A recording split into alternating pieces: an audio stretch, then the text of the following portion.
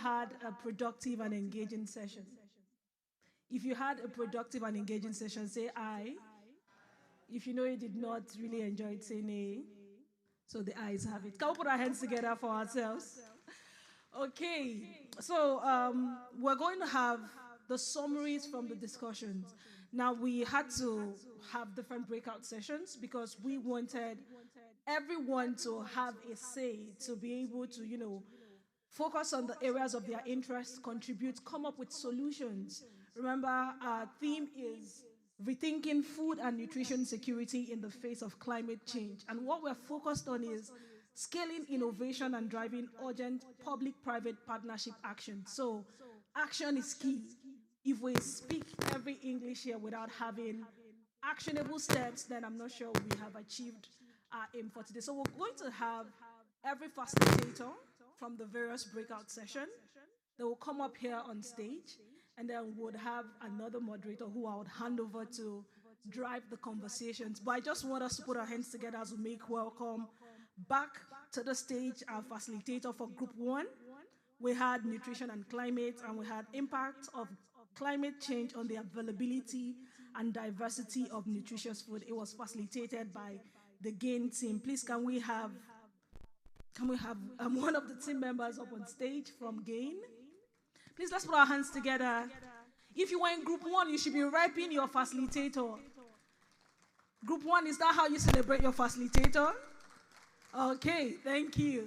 So Group 2, we had the role of PPPs in promoting inclusive scaling pathway for agribusiness. It was facilitated by Mr. Isaiah Gabriel, Country Program Manager, Syngenta Foundation.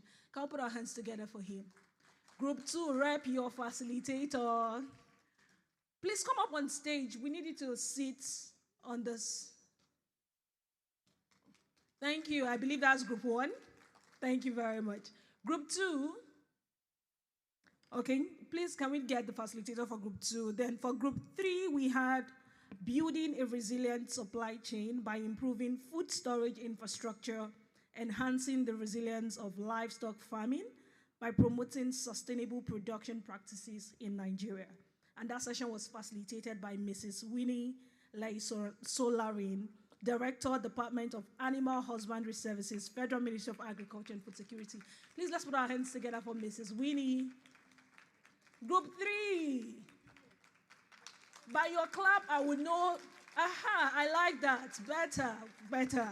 Okay, so for Group 4, we had building a resilient supply chain by improving food storage infrastructure. It was facilitated by Professor Sani Latif, Executive Director, Nigeria Stored Products Research Institute. Can we put our hands together for Prof? For Group 5, we had innovating financing. I stopped by that group and I saw a lot of persons. So I expect that your round of applause should be more thunderous than that of every other person.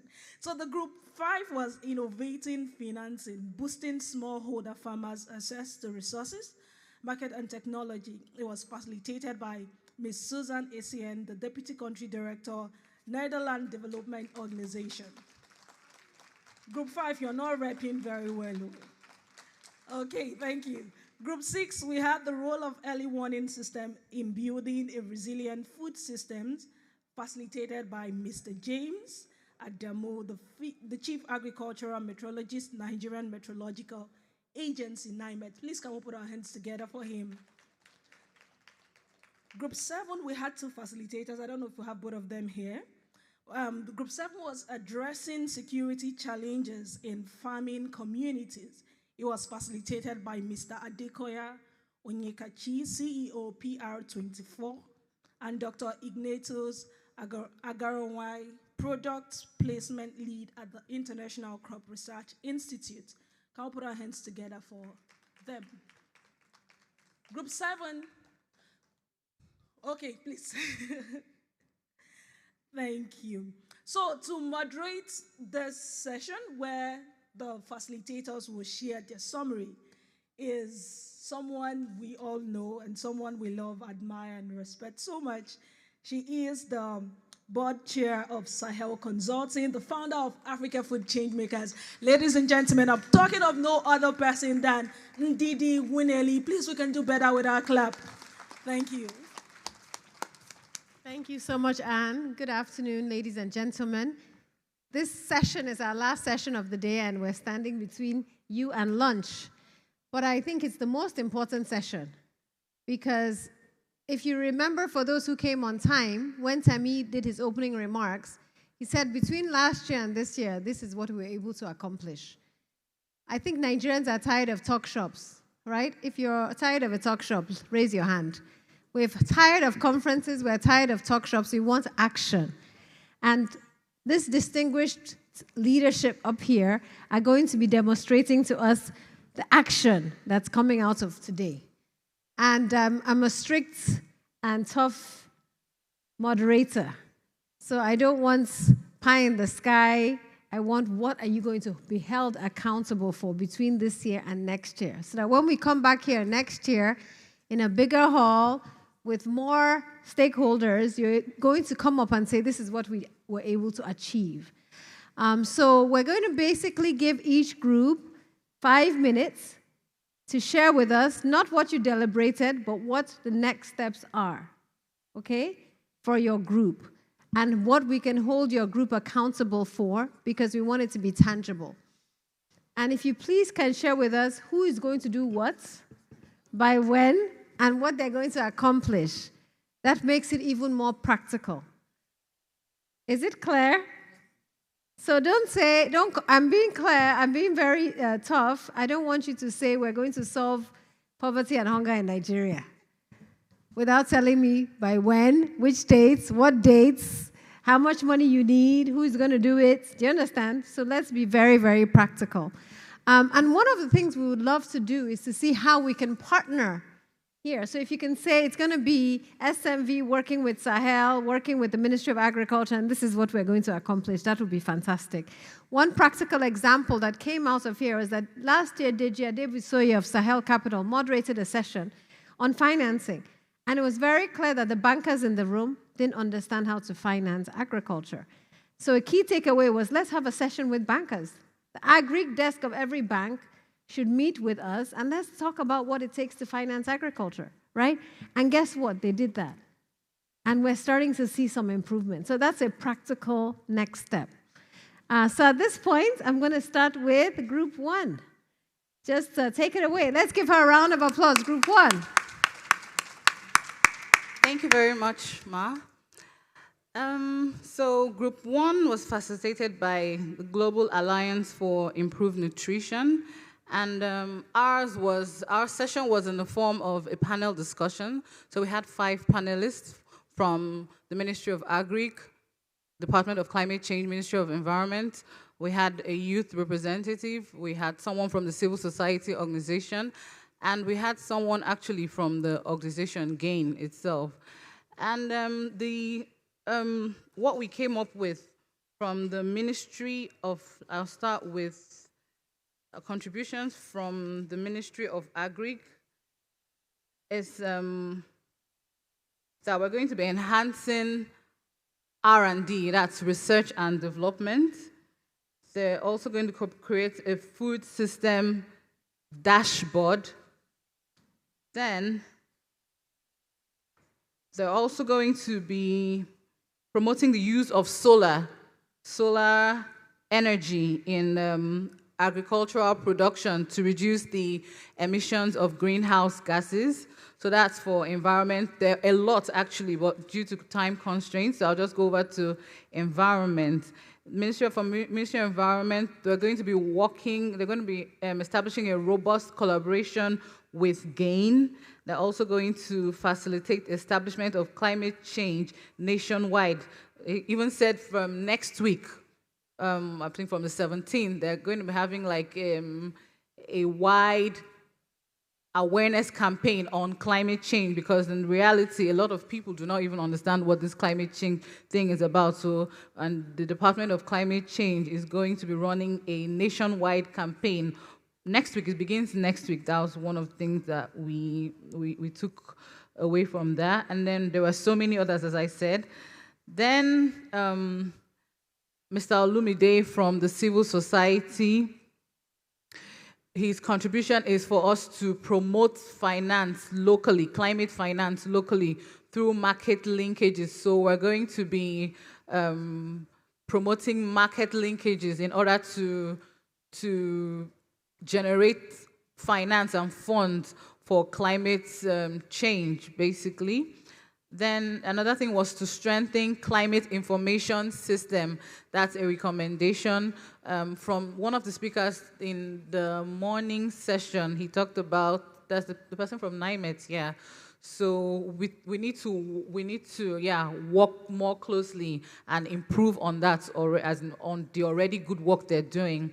And then the last person from the youth constituency, Mr. Aziz, we need to include young people. We cannot be taking decisions for young people without including them. So there is need for young people's inclusion. Thank you. Thank you so much. So I'm going to give Gain some homework, right? You don't work at Gain. No, I don't. You don't. So since Gain was facilitating, who is here is from Gain? Raise your hand. So Gain, we're going to give you homework. Because as you know, we actually have to present a report from this conference to all our partners with clear action steps. So we already know that GAIN helped launch the Food Systems Dashboard and the Subnational Food Systems Dashboard. And the question is, how can we increase the knowledge, awareness, and usability and link it with climate? So all these ideas that came out are very high level. So GAIN's homework is to actually make them more practical. What can we come back here a year from now to say we've achieved in this area around climate, nutrition, and ecosystem solutions? So can I hold you accountable? I know Michael is not feeling well. He sent his apologies, the country director, but we have to hold GAIN accountable for delivering on this roadmap because nutrition and climate are interlinked, and GAIN, I served on the board of GAIN. I just resigned, so I know GAIN very well. So I think we have to hold them to a higher standard of what they're going to be bringing to the table, and we'll share it with all members of the committee. So let's give you a round of applause, but we know that we can't be too tough on you because you were just co-opted to do this. All right, you're group 3. So where is group 2? Please go ahead, sir. Thank you, Ma. Yes, our group will talk about the role of a public-private partnership in scaling the role of public-private partnership in promoting inclusive scaling pathway for agribusiness. From that group, we outline some key important elements. The first one, which I know you're going to throw back to me, is on the issue of is on the issue of data. So, because in agribusiness, you can't do anything without data. Data is very fundamental. Data in terms of number of seed companies we have in the country, list of agro dealers, number of list of farmers, and all of that. We don't really have robust data in the country. So we now agree that maybe we'll have to talk to Temi, because I don't want you to throw it back to me, but we can take the lead, okay, to see how we can reach out to NBS to see how we can update those information and pass it across next year. Okay. Number 2 was on the issue of access. Okay, the major challenge of smallholder farmers is access to quality input, access to information, even access to mechanization and insurance. So we have the Farmers Hub model that the foundation is promoting across the country. So we got some partners who are ready to partner with us to see how we can scale up, having more Farmers Hub across the country. So our farmers will have access to information, have access to insurance, have access to soil testing diagnostic tools, all of that. So we have reached out to the partners, and they're ready to collaborate with us on that. The last one, which I feel is not too important, is we also agree that set up a WhatsApp group where we can discuss, because the issue of private-public partnership is not one of. We need to continue engaging and discussing and fine-tune the model and how to see that process work for the country. Thank you. Thank you very much. So I really like the fact that you identified data. You know, for the last 5 years, I've had a dream. And this is one practical thing from what you said, that we can have a website that has a map of Nigeria. So if I click on Anambra State, I can see and zoom in on this local government. I can see who's planting what. I can see where the agro dealer is. I can see where the off-takers are. I can see where the processors are. For the state, I can click on insurance. I can see who the insurance ag providers are. Can't we do it? Yeah, we can. We can. Yes. With support of Sahel. I really think it's so easy to do. And people will be uploading and we can vet. Because, I mean, what we started with African Food Changemakers, we're doing across Africa, where you can search by value chain and find funding. You can search, why can't we do it in Nigeria? So can we do, which agency are you with, sir? Syngenta Foundation. So Syngenta Foundation is committing to doing this. Who else can sign up to do this with us? Raise your hand. Sahel Consulting will partner. Who else? FMAD, okay. NISPRI, very good. Who else? I hope you're noting down the names. IITA, okay. Can we get any funders in the room to say they'll fund it? Huh? Any funders with an interest in this data piece? We'll follow up with the funders. They don't want to raise their hand. Okay, so that's a very practical one, because guess what? Agro-dealer networks, AGRA, in fact, let's put AGRA down as a potential funder, okay. Right? I sit on the board of AGRA. I'm not committing AGRA, but let's see. Because I believe this is low-hanging fruit. Where are the agro-dealers? Why do I have to look for seeds and fertilizer in my state if I'm a farmer? Why do I have to look for a tractor if I want to rent one? Right? So let's do that map, and it's very easy to do and to update regularly. Okay. Okay, so that's very practical, and we can say that by next year, we would have done it. Yes. Yes.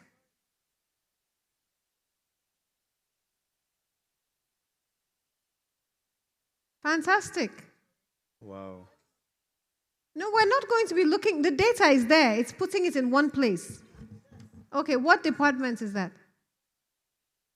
Farm Input Support Services. So is the director here? The director is here. Fantastic. So we have everything we need. You have the data. We have the programmers, the technology. Okay. We have the private sector. Together we can create this map. Fantastic. Thank you very much. Yeah. Yes. On this same idea. Okay, go ahead.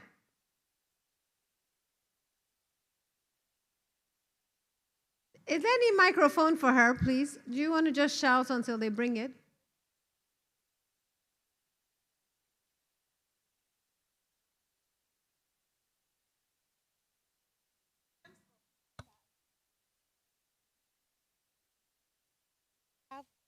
When you talk about the smallholder farmers, I think you look at the cooperatives, because we group them in cooperative groups and we have their database. The only one of the constraints is that we have not been able to update them, but we also have a database for cooperative groups. Fantastic. So we have the cooperatives, we have the agro dealers, right? We have the private sector operators, and we need it in one location. And we need to find ways to vet it so that that data is live and relevant. So we'll be depending on both units to work with the private sector to do this. So thank you. Okay. I hope after today, when we call you, we won't be looking for you. Huh? Please write down their names. Where are my Sahel team members? Get their phone numbers. Take their pictures. All right, Madam Winnie. The other one's on the farmer's hub. Yes. Okay. Go ahead. Okay. Thank you very much. Group 3, we looked at enhancing the resilience of livestock farming by promoting sustainable production practices in Nigeria. Very interesting group. I'll just go straight to what actions we see in the next 1 year. clearly, we said we needed to key into the dry season farming for pasture. We have said it here, irrigation, and for this, NAPRI will provide the seeds. We support NAPRI to provide seeds, and Department of Animal Husbandry Services and some other Blue Blood, Livestock 247, and the rest will work together on this. Then, building capacity of farmers, farmer education. We have Blue Blood and the Livestock 247, Federal Ministry of Agriculture and Food Security, working on Coderan, working on this. So we say in the next 1 year, we are going to use all available media to send out information to farmers. What are they expecting in the next 1 year? Early warning. And then for early reaction, we tax the private veterinarians and the scientists in the house to liaise with their states, and we'll follow up on this to make their services available. At least let farmers know that these services are available and close to them. Then we looked at strengthening indigenous farmer knowledge. Okay, I've said that for early warning, early reaction. The first mile, we said farmers are first mile. First mile access to animal health care services and inputs. I've just said that, linked to the other one. So apart from creating awareness, also making available where they can find these services. Promote access to improved indigenous breeds of livestock to increase smallholder productivity through artificial insemination. In the Department of Animal Husbandry Services, we are already doing this. We'll partner with NAPRI, Coderan, and one other group here, Agro-Perfect Solutions, to see that we make sure that we increase the number of farmers accessing artificial insemination. We looked at leveraging access to technology to drive the conversion of waste to animal feed and utilization of alternative feed resources and crop residues. For these, we said Federal Ministry of Agriculture and Food Security will organize capacity building for farmers. We know we won't reach all farmers, but at least it's a step. We'll have this training on use of alternative feed resources and provide some of them with crushers and choppers, which we already have. We don't have many, but we will make that available. And we will partner with Livestock 247, Coderan, Agro-Perfect Solutions to achieve this. Then we looked at increased gender inclusiveness in all our operations. So we'll be tracking all the partners that we had in the room, what they are doing about this. So it's not just the number of farmers we have reached, we also will be disaggregating by gender and people living with disability. We looked at the resources that we will require for all of this. And we are committed to working with Sahel Consulting and the partners we have listed to have innovation platform. Innovation platform will help us link the first mile to the last mile. And we are tasking Sahel Consult. I know Sahel can do that. So that is one thing we say we need to do. We need to improve access to skilled human resources. We see that as key. And thank God the data is coming up. So we will support that data with compendium of skilled human resources that we have in the ministry. Access to finance and financial support and grants. We are also saying that we have a lot of people in the room today. We need to put up also how farmers can access grants. We know that we have grants. We don't know how to do that, but we felt it was important that we mention it. Who knows? Then market linkages. We said this will come out very strong when we talk about the innovation platform and the data platform you talked about. Then infrastructure for farmer clusters. We had people in the room who were willing to take milk, and since they have some clusters, we will work in the Department of Animal Husbandry Services in the 2023 budget. We see how we can provide infrastructure and then link them to existing infrastructure that we have scattered in the state. And then, of course, access to data. We have already mentioned that in the Department of Animal Husbandry Services, we have what we call Productive Alliance still being planned, so we'll be quite happy to partner with the discussion already on data. Data is so key. We need to have one-stop shop to get data for a lot of things. And we have models already, which I've shared with Sahel Consulting before. The Kenya model that tells you literally everything, where to plant, if you are living in any part of the country, what to plant at what time, what type of animal to keep, where to find services. I think that's what we are saying. So we will also look at that model working with Sahel Consulting. So that's what we agreed. I haven't looked at all the practices that we needed to have for poultry, for ruminants, for the livestock sector. Thank you very much. Thank you so much. It's wonderful to have an expert leading the session. So thank you, Madam Winnie. I'm going to push you, though, Madam Winnie, on two issues. Number one is you have a long list. So if you had limited funding, which we know we have, how would you prioritize? Because when we send the final reports to the ministers that have, told us to give them reports, we need to prioritize, right? Okay. So that's the first thing. And then the second thing, I love the idea of an innovation hub, an innovation financing hub, and I think that's a very interesting one. And the question for us is, who will really contribute to that hub?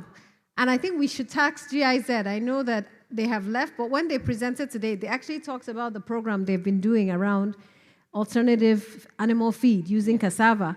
So can we schedule a meeting between you and GIZ to talk about that innovation hub? Because I think the Germans have done a lot, KFW, BMZ, on innovation hubs.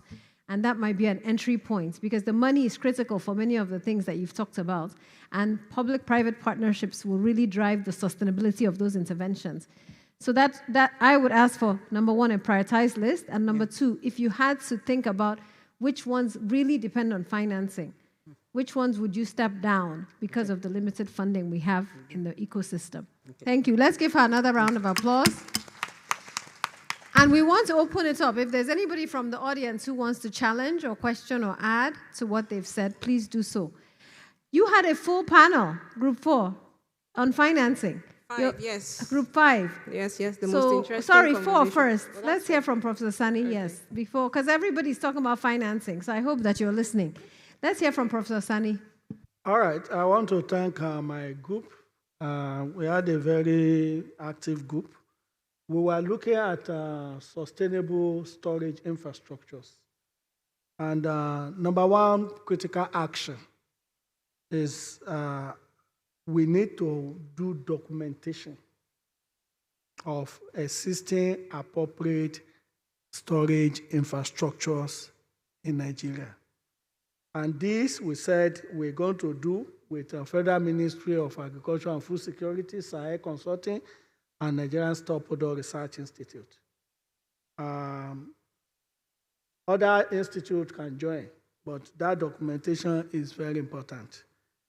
The second critical one that we talked about is that there is a need for us to actually organize awareness, a sort of promo activities to showcase best bet storage infrastructures. There is Ekotutu in Lagos. I don't know whether we know Ekotutu.